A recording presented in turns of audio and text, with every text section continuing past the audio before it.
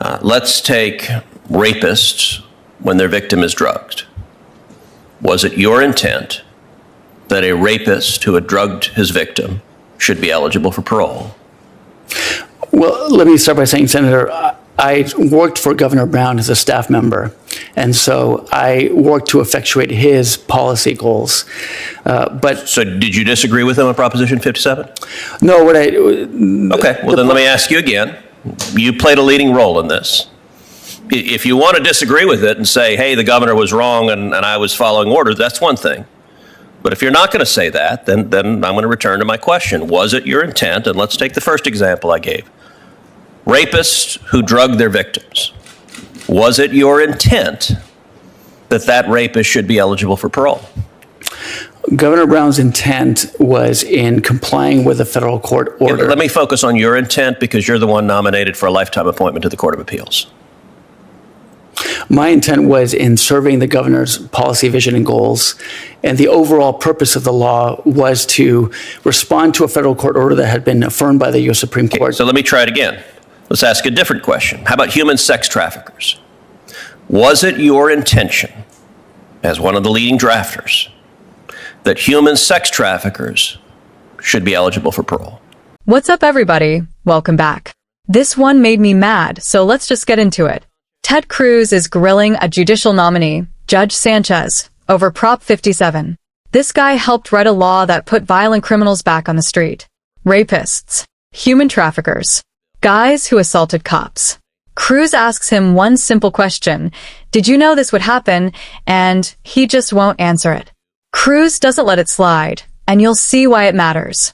This isn't some abstract debate. This nominee wants a lifetime seat on the Ninth Circuit and can't even own his own record. Watch the clip, then come back. I've got a lot to say. If you're new here, subscribe and hit that like button. It really helps the channel. Let's go. Thank you, Mr. Chairman.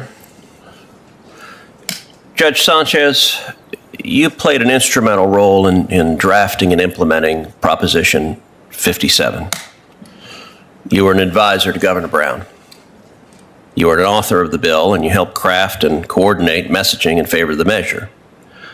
Opponents of Proposition 57 at the time warned that you and other authors were not telling the truth, were not being candid about the effect of that proposition. They said it would apply to violent criminals, such as rapists when their victim is drugged, to human sex traffickers, to those who committed hate crimes, and to others whom the average person would not consider nonviolent.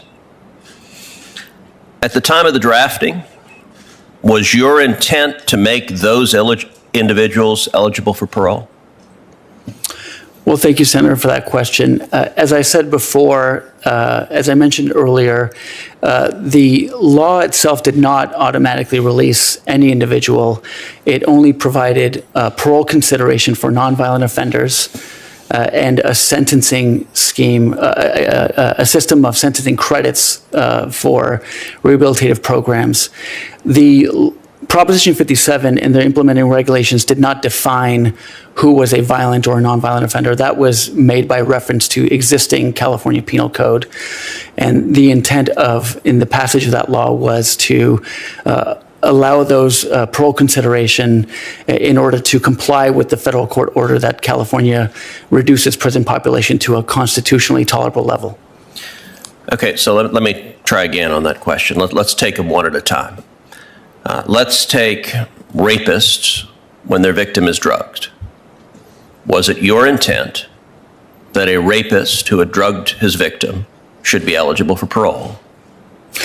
Well, let me start by saying, Senator, I worked for Governor Brown as a staff member, and so I worked to effectuate his policy goals. So did you disagree with him on Proposition 57? No, Okay, well then let me ask you again. You played a leading role in this. If you want to disagree with it and say, hey, the governor was wrong and I was following orders, that's one thing. But if you're not going to say that, then I'm going to return to my question. Was it your intent? And let's take the first example I gave. Rapists who drug their victims. Was it your intent that that rapist should be eligible for parole? Governor Brown's intent was in complying with a federal court order. Let me focus on your intent because you're the one nominated for a lifetime appointment to the Court of Appeals. My intent was in serving the governor's policy, vision, and goals, and the overall purpose of the law was to respond to a federal court order that had been affirmed by the U.S. Supreme Court. So let me try it again. Let's ask a different question. How about human sex traffickers? Was it your intention, as one of the leading drafters, that human sex traffickers should be eligible for parole? The intent of the law was to provide parole consideration for nonviolent offenders as defined by existing California Penal Code. Do you dispute that human sex traffickers would be eligible for parole under it? If whatever crime was defined as nonviolent but under the California Penal Code. Would human sex traffickers qualify, yes or no? I believe sex trafficking, I would reference the California Penal Code to determine whether that was a violent or a nonviolent category of crime. All right, how about those who have committed hate crimes? As I sit here today, I'm not aware in which side hate crimes fall under. There can be circumstances. So you didn't spend a lot of time focused on that question? No, what I would say is that with any of these categories, I would follow California, or what we did was follow California Penal Code as to define who was a violent or nonviolent offender. So several reports indicate that violent criminals have been subject to parole. Likely criminals that the unsuspecting public did not intend on releasing when they passed Proposition 57. Sex offenders, gang members, batterers of police officers have been made subject to parole. As a result of your direct efforts, violent criminals were paroled, and California was made less safe.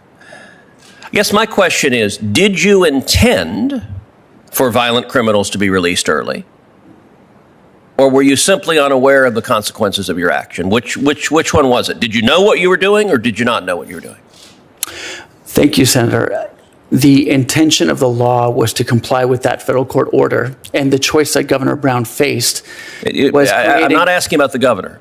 The governor has not been nominated to the Ninth Circuit. You have. So I'm interested in a litigant who would appear before you, who might very well be troubled about a judge who is soft on crime, who wants violent criminals, who is fine with violent criminals being released early. That would trouble a great many litigants. I think that would trouble a great many Californians who believed that this proposition was not affecting violent criminals when in fact it was. And so my question is what was your intention, not Governor Brown's, not anybody else, your intention, and were you aware of what you were doing? Did you know violent criminals would be released early when you were helping lead the efforts to pass this proposition? As I mentioned earlier, the law, the choice that was faced was between allowing federal courts to order the outright releases of prisoners without any sort of rehabilitation efforts, or to create a system of parole consideration and sentencing credits to address an order that the United States Supreme Court had affirmed. And the governor, my time has expired, but let me just try one final time. Were you aware violent criminals would be released early under this, yes or no? Senator, we were aware at the governor's direction that it would affect the entire population of the prison system, hopefully to get people to rehabilitate and to improve their lives before. That sounds like a yes. Thank you. Senator from All right, let's talk about what we just watched. That was one of the most uncomfortable non-answers I've seen in a while. Cruz asks one thing. Did you intend for violent criminals to get paroled under this law? Every time, Sanchez pivots to Governor Brown's goals or the federal court order. Cruz shuts it down fast. I'm not asking about the governor. He's not up for a lifetime appointment. You are. That line says it all. Count how many times Cruz has to ask the same question a different way. Rapists who drug their victims dodge. Human sex traffickers dodge. Hate crimes, and Sanchez admits he wasn't even sure which side those fell under. This is the guy who helped write the law, and he doesn't know if hate crimes count as violent under his own bill. Here's what gets me. Cruz isn't asking a gotcha question. He's asking about intent because this man is about to get a robe for life. If he can't answer a straight question about a law he personally drafted, how's he supposed to rule fairly when the stakes are just as high? The best moment is the end.